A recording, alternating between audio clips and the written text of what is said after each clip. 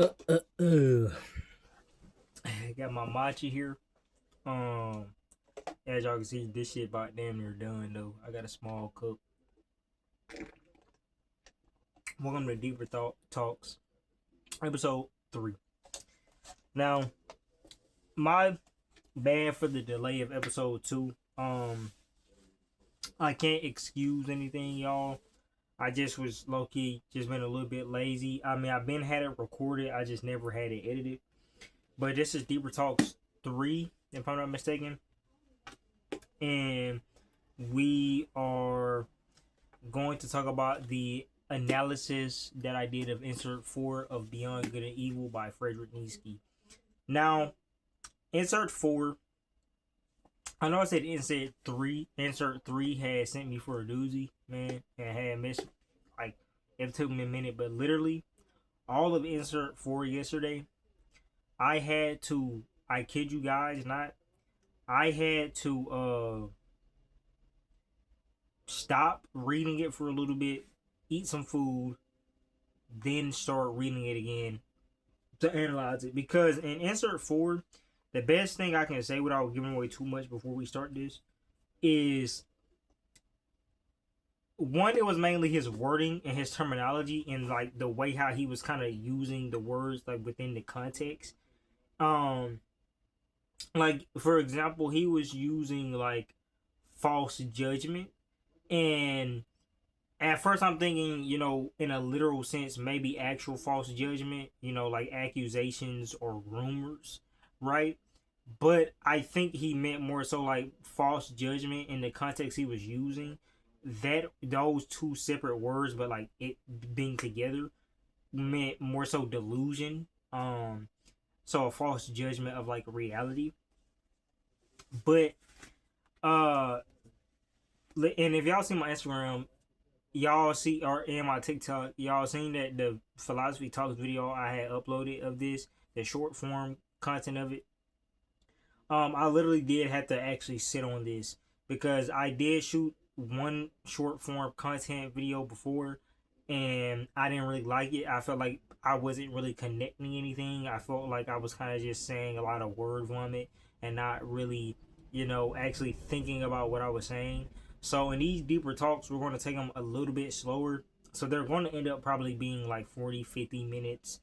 Um, because I really want you guys to, I guess, understand how I got to that understanding more so than, I want y'all to believe what I'm my understanding of it, because I want you guys to come to your own belief or to your own conclusion. So if you do have Beyond Good and Evil by Frederick Nietzsche, put it down in the comments and tell me what you think about it, and we can talk about it. Or if you don't, then you should. Or you can just tell me what you think about the things that I'm giving or giving you. So I open up with Insert 4 opens up in an interesting way. The opening statement is rather powerful. The falseness of judgment is to us not necessarily an objection to a judgment. And here's, like I said, my initial thought. So my initial thought before I had changed this, but my initial thought was my understanding of this is that there can be a baseless accusation at hand without known evidence or fact, but because you are accused, that does not exempt judgment. You or you are in the you or in the literal sense, just because you are falsely judged does not mean you're still not being judged. And again, I then since had changed it from that because I don't think he was being literal with false judgment or with falseness of because when I think about it, I'm like, I don't, because I would see no reason for him, because throughout the whole story and most of my inserts, my general understanding is he's trying to get to the conclusion of like ultimate truth. Because he talks about how philosophers of that time are dogmatic, even though what he's kind of doing is somewhat dogmatic, not gonna lie. but how philosophers of that time, they're dogmatic, how like, you know, philosophers relate to people and how they keep people within the circle or realm of that belief, and not like encouraging these people to think outside of even their words, as by relating to them, um instead of kind of just coming towards like ultimate truth and letting it be what it is. So I'm like, if I'm going based off of that perception of what I think he's trying to convey within these few passages, I then change it to, my understanding of this is that this delusion does not exempt you from reality, but because you are deluded, that that is your reality. And what I mean by this is, I'm sorry for the screen going black and, you know, like getting lower. Uh, what I mean by this is this. Hopefully I can. Nah, I ain't gonna really be able to stop it. What I mean by this is perception. As people, we perceive things, and the way we perceive things is the way we act or react to the rest of the world. Be that people, be that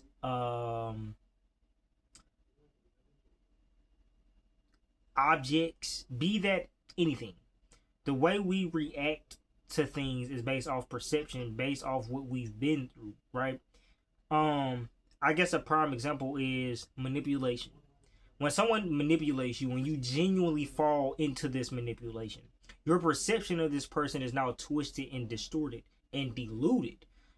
By delusion, I don't necessarily just mean it's also just self-inflicted. You can also kind of just be deluded by another person, which that is manipulation. I believe delusion from another is manipulation. So, but it's still a form of delusion, because they're letting you live in this state that they know they shouldn't let you live in. But when you are deluded, right, your reality is not really the reality, if that makes sense, right?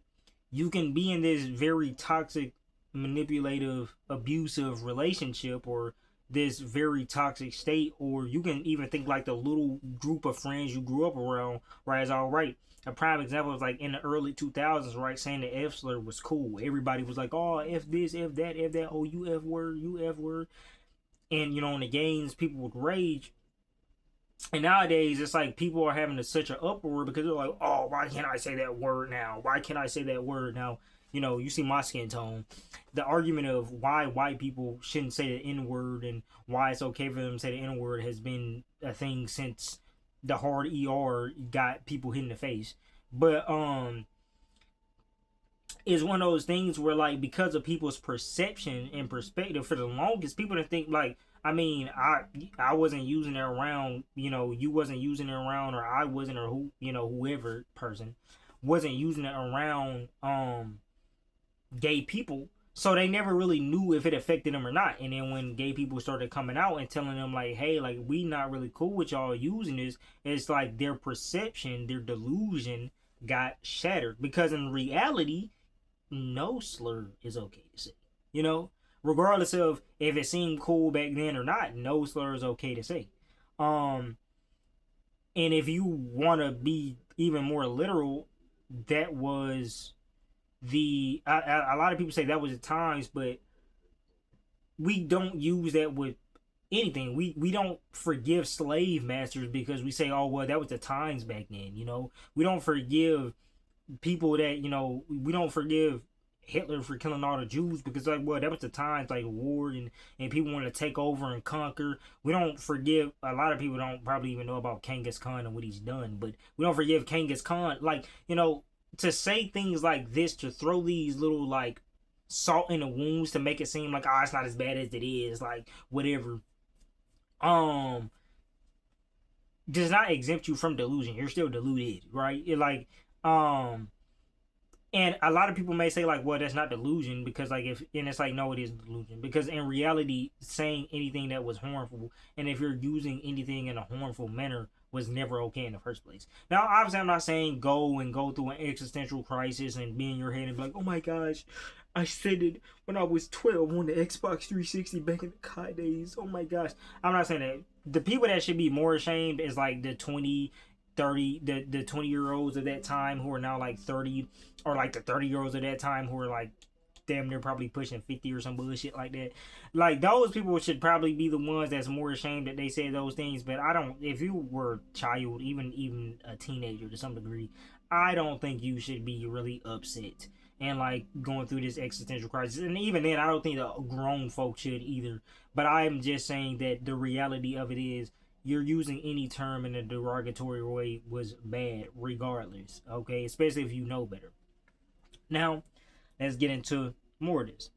His next couple of words were confusing to me. This is where I literally had to stop reading for a bit, eat food, and then come back.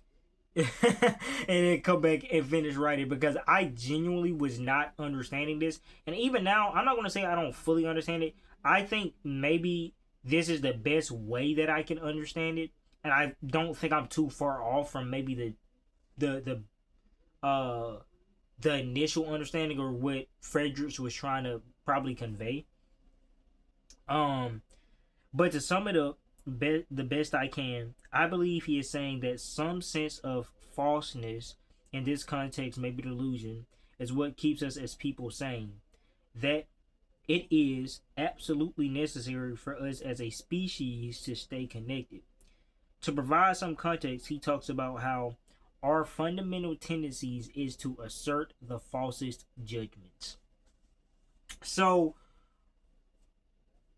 prior to this, he was kind of talking about how we need, and I explained it more later down, but he was talking about how like maybe this falseness that we project and we can see and we digest or comprehend better with is what is need to preserve the species. And when he says preserve the species, he's talking about the human race. And the thing here is, in my personal opinion, I think that's the opposite. Now I think later on he said, like, he's basically saying that this is the opposite too. But I'm saying for anybody who may believe in this or whatever, there's nothing wrong with it if you believe in it, I guess. Well, no, I'm not a judge. I'm not going to cast judgment. There's nothing wrong if you believe in it, if you think there's nothing wrong. But I don't. The reason why I think this definitely should change is because hold on, y'all. I just remembered if I lock my car or not, gang. Hold on.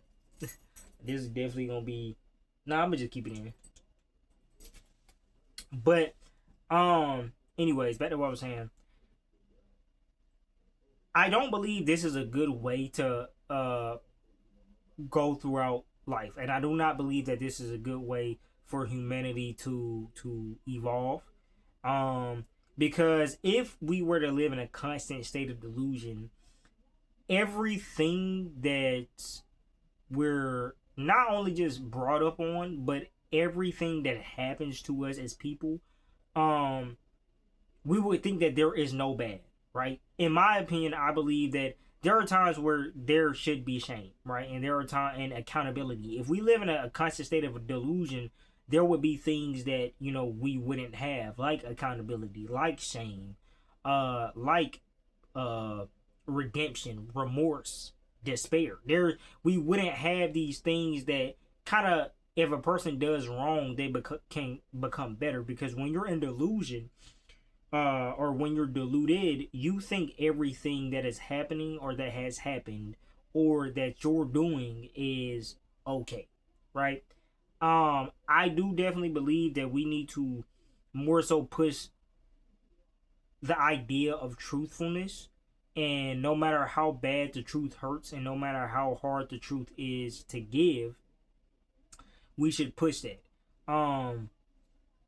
I do understand that sometimes, deluding ourselves is a coping mechanism, but I would just want you guys to answer yourselves or to ask yourselves these questions. Is deluding yourself for the long term, would it do more harm than good? Or would it do more good than harm? In my opinion, I feel like it would do more harm than good, but like I said, I want you guys to ask yourselves that question. Um, let's see. Oh, okay. He uses a term I myself was not familiar with, a priori, which means, and this is the literal whole definition. Well, this is the adjective definition. I didn't use the second one, which was the adverb definition, which means relating to or denying reasoning or knowledge which proceeds from theoretical deduction rather than from observation or experience. So, let's break this little thing down. So, theoretical, right, or when something is theoretical, it's basically going off the idea or theory of something. It's not really going off of any preconceived knowledge or knowing. For example, I know we dog them all the time and we gonna keep dogging them. But looks maxing and red pill niggas.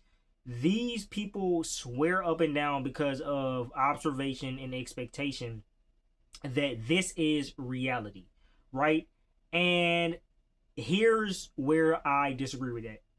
Because the reality of it is that there are people out there who do severely care about looks, who do severely care about status, and there are people who absolutely do not care. Like, yeah, they may want their man or their woman to make a little bit of money. Yeah, they may want a little bit of an attractive lover.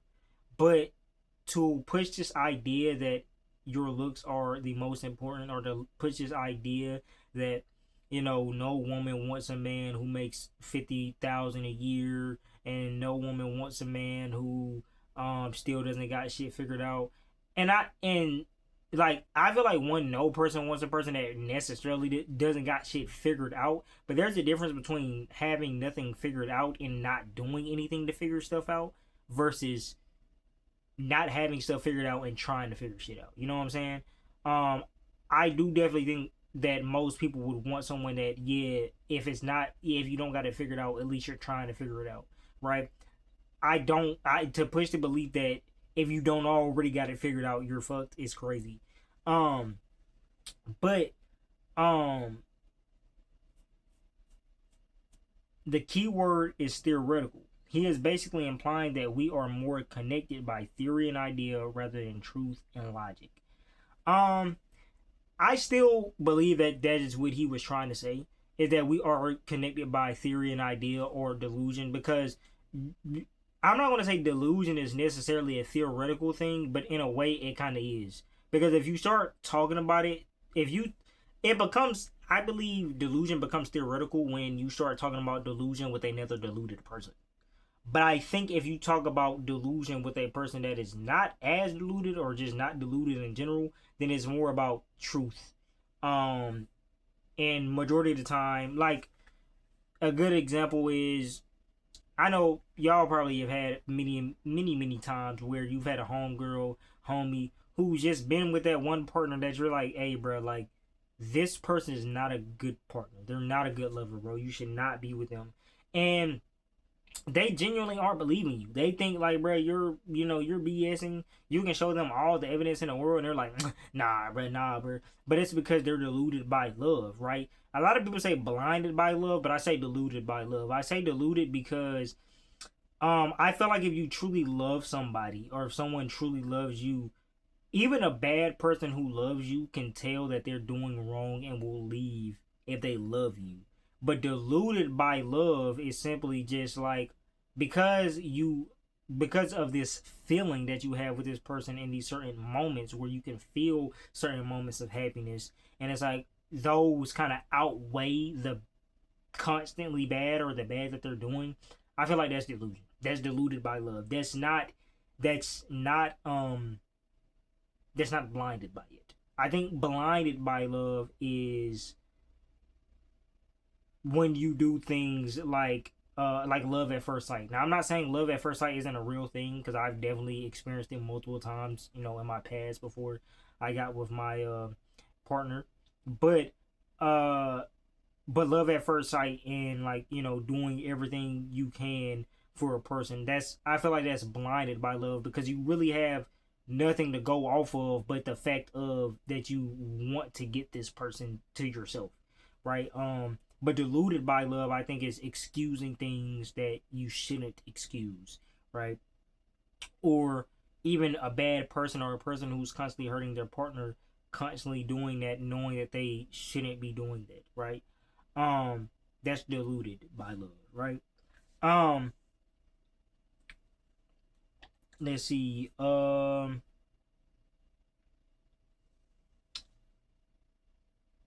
His last statement within this insert confirmed, and this wasn't his last statement for real. I don't know why he wrote it like that, but his last statement within this insert confirms my theory. Ironic, right? Because I said theory, and he like theoretical, right? He says to deny false judgment would be to renounce life, would be to deny life, to recognize untruth as a condition of life. That is, to be sure, means to resist customary value sentiments in a dangerous fashion. So, I think he said a whole lot, and I think the way how he said it is very confusing.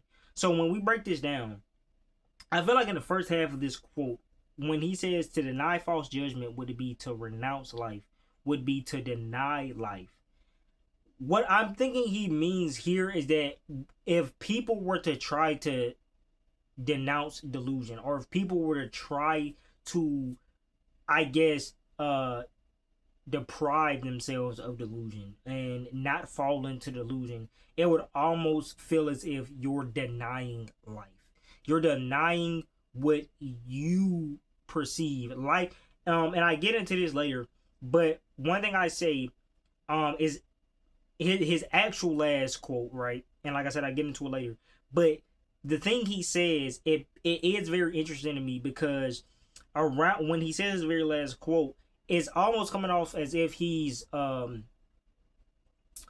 telling people not to question morality, but reality versus life. And I'll get to that point later on what I mean by when he says, or what I mean by when I say he's making people question reality versus life. Because it's like, well, isn't reality life? No.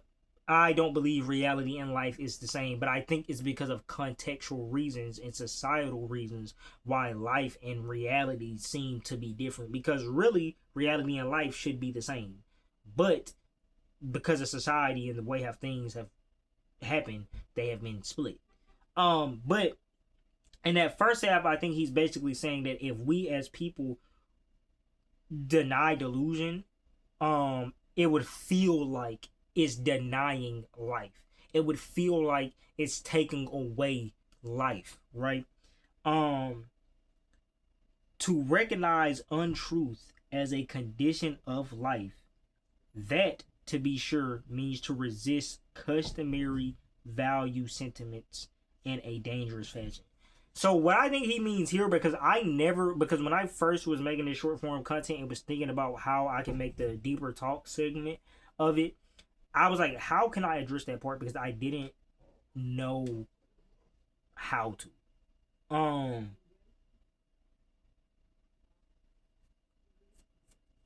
My fault. Gonna have to edit it out. But I didn't know how to.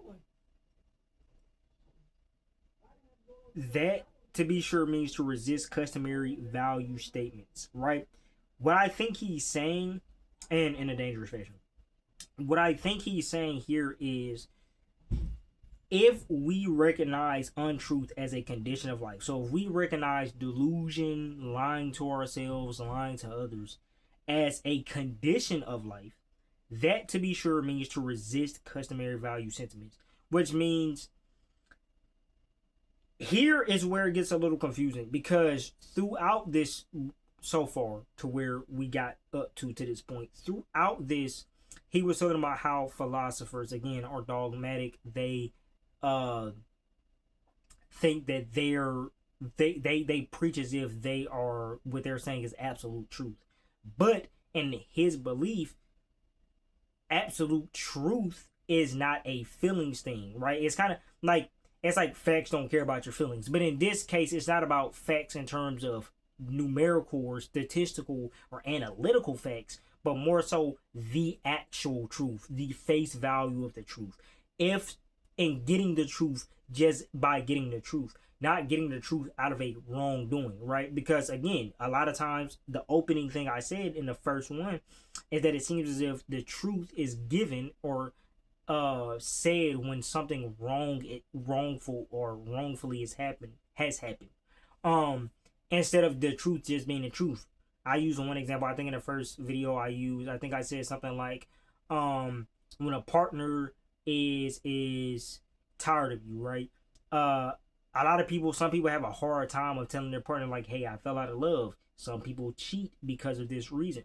But instead of just telling the truth, no matter how it may make a person feel, they do these things or they lie to themselves,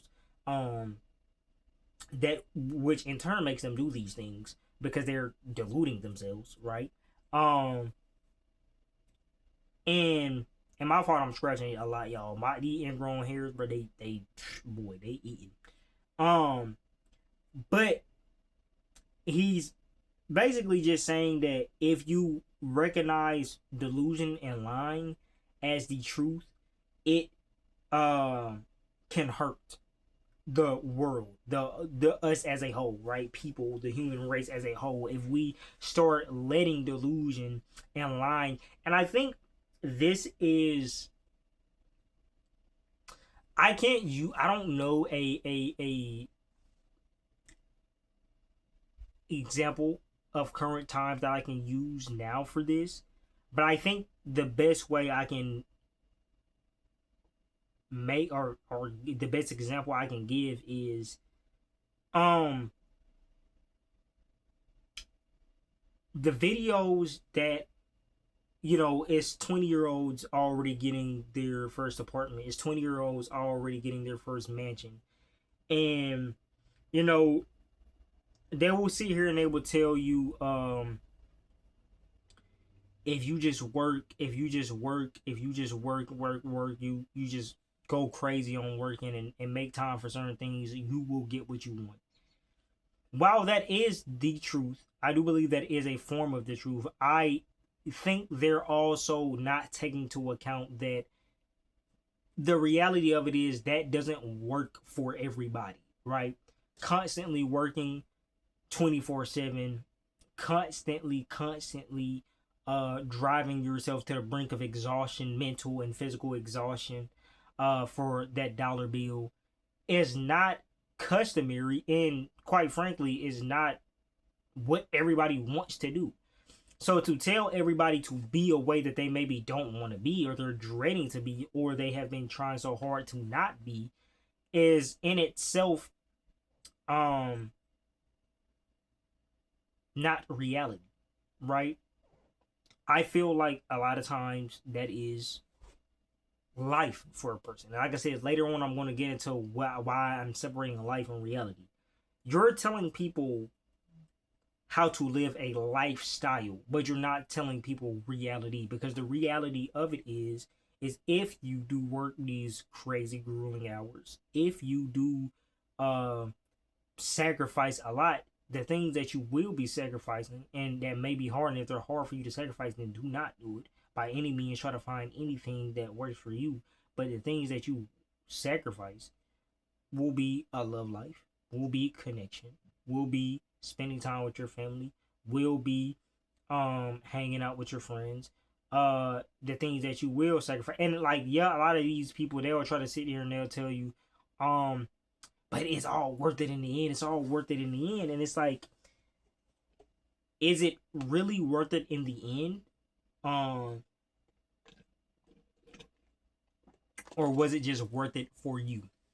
Right?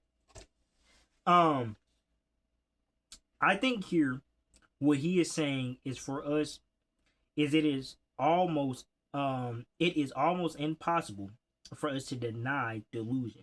But for us to stay in a delusional state as a species is dangerous, basically.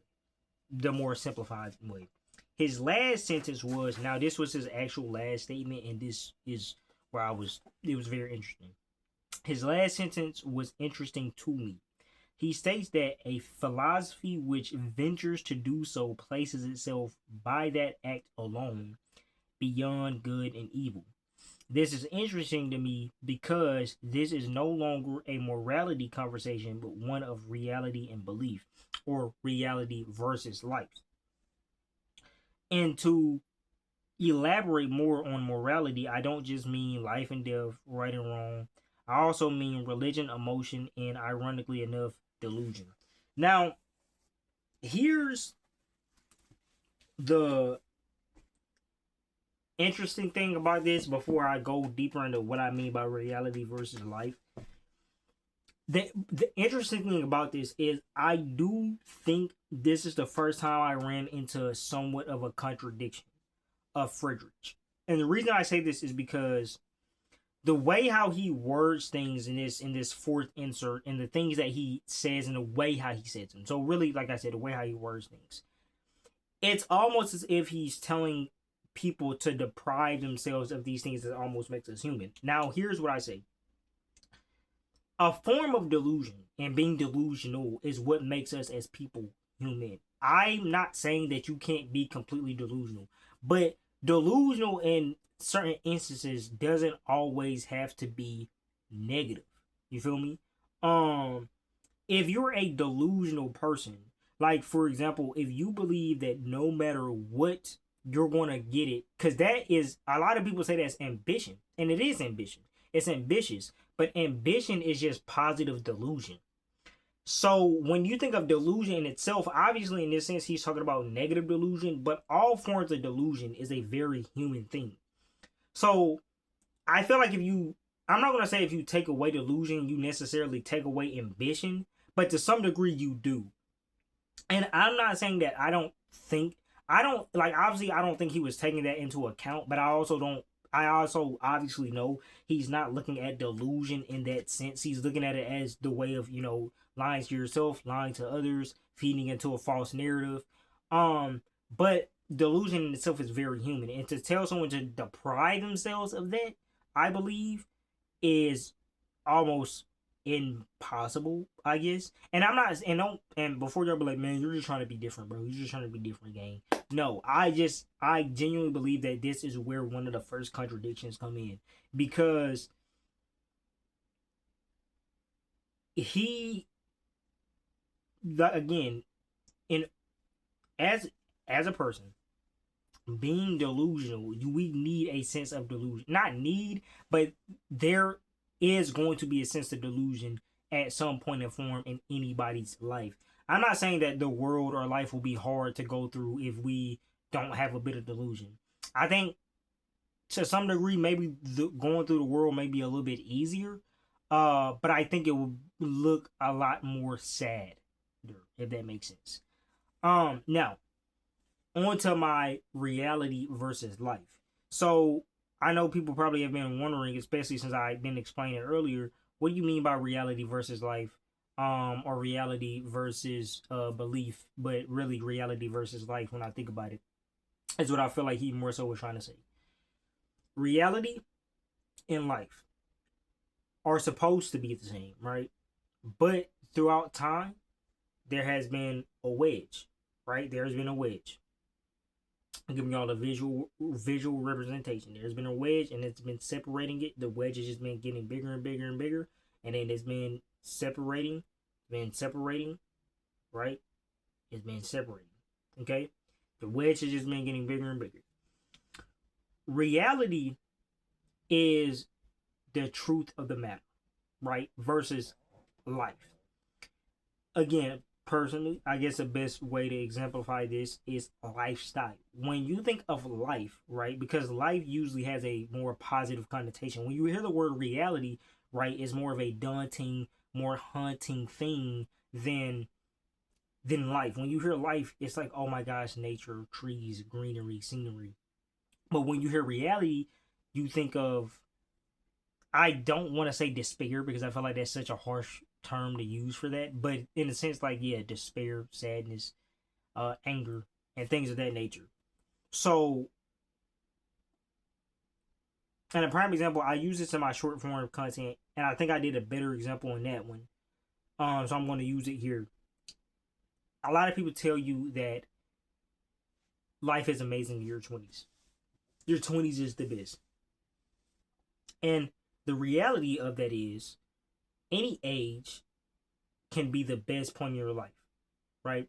Any age. There's people out there who wish they were high schoolers again. There's people, and to say that the 20s, and here's where I'm gonna get the kicker. Now, not everybody, obviously, because due to maybe family reasons, traumatic reasons, but here's the kicker. A lot of people will tell you your 20s are the best time of your life, but then people will sit there and say, I wish I was a kid again. I wish I didn't have responsibilities. So it's like, is 20s really the best part of your life? Because even when you're 20, you have responsibilities. The responsibilities didn't change. What just changed was that you're not, just because you're irresponsible doesn't mean you don't have responsibilities. That just means you lacked the knowledge or you lacked the discipline to be responsible, right? But just because you're irresponsible doesn't mean that you have no responsibility. Um, but the reality of it is that your 20s is somewhat of the hardest form, and I'm 22. Somewhat of the hardest forms of your life, and I'm not saying this because I'm 22, but I'm saying this because you're a blank canvas once you graduate high school, right? Uh, and some people, are more lucky than others, or not lucky, but some people have more loving family than others, right? Some people, their family will help them out, whatever the case may be. But you're a blank canvas, and essentially you're a blank canvas all throughout your life. But when you graduate, because everything you know prior from graduation is just parents and school and friendships. That's really it right there. You graduate, and if you take a gap year or you just decide not to go to college, you're a blank canvas from that whole point and point forward. Your 20s is the reality of it is that your 20s is going to be the most experimental part of your life. To say it will be the best part of your life would not be necessarily true, because a lot of people, when they say, oh, well, the 20s was the best, I went out with friends, I hung out, I did this, I did that, that's a lifestyle. That's life. There's a difference between life and reality. Life, again, because it has such more of a positive connotation, people will try to preach to you the 20s, your reason why your 20s, early 20s, or whatever, or your best is because of a lifestyle that was being lived at that time. But you have to understand that not everybody is like that. So because not everybody is like that, you can't preach that as if that's reality, because it's not, right? And that's why reality and life are separate. I know that's a very long explanation of why I thought reality and life were separate. Hopefully I still conveyed it well. I mean, I'm still going to elaborate a little bit more, but that's the main reason on why reality and life is different, because because life, when you think about it, and in a way how I think it is in this sense, life is a generalization, reality is the truth, right? When you think about life, you generalize a lot of things, right? And this can be bad or good generalizations, right? But the reality, right? And I'm gonna attack both groups, not attack both groups, but talk about both groups. Like back in 2022, 2020, all over TikTok, right? All women, they were talking about how men, and there's even women now who are like, oh, I hate all men, I hate when a man breathes. But then there was also, the surges of the red pill. Never can we can't let them niggas live, bro. We gotta just keep talking shit. But the red pill came, and all men were like, oh, women this and women that, women this. That is not reality. That is life. That is a life, because you're preaching something in a generalization sense. If you're saying all men are bad, right? Or like literally all men are bad, and you're going by that belief, that is life, right? Because you're then everything that encompasses you, everything that you do, everything that you say, every way that you act is to make sure a man is not pleased or whatever, right? And as a red pill, everything you do is to get the traditional family back in order, which you're not doing that. You're just oppressing women. Okay, we're just gonna be real here. You're not trying to get the traditional family back in order. You're just oppressing women, right, and trying to shush women. That's all you're really doing. Let's be real. But because of these reasons, it's a lifestyle. That's a life, because everything that encompasses is not reality. It's not reality, because reality is one, complex, but reality also is not something that is everybody, right? And that's the thing. I think that's the hard part of understanding reality, because for a lot of people, is because you can't, when you think about reality, you can't generalize. Generalize makes it easier for us as people, but that's not reality. My reality is completely different than yours, but that doesn't mean that things don't align. And that is what reality is. Things will align, right? We all are going to feel sadness. We all are going to feel some form of despair. We're all going to feel some form of anger. All this life is, if I'm sitting here right now and I turn on this camera and I say, guys, I made 20,000 in 2 hours. If I can do it at 22, you guys can too. Not everybody can make 20,000 in 2 hours, and it's not because people are incompetent. It has nothing to do with that. It has everything to do with, there are certain situations that may not let people do that. There are certain things, even themselves, even people can be their own limiters. And that is a reality. That is not a life. That is a reality. So, uh, and obviously, like, the more and more I think on this, because I have been thinking on these inserts. And I think insert four was the one I thought on the most, because like I said, yo, I literally didn't upload or make a video, and I didn't upload my first take of the the short form content of it, because I just felt like I wasn't understanding it enough, and I wasn't really confident enough in releasing it. But I feel like I'm confident enough into being able to release this one. Hold on, let me take a pic. Okay, for thumbnail. Um, but tell me what you guys think about reality versus life, and tell me what you guys, if you guys think that reality and life are together, or they're separate, and why do you think that? I know this has been a long yap session. I have not read the Republic. I was going to read a little bit of the Republic last night, and I ended up like getting tired and falling asleep, so I didn't read the Republic. But right now I'm just doing like the history part of it anyway, like the introduction. So no analysis for that. I'm probably gonna do the fifth one.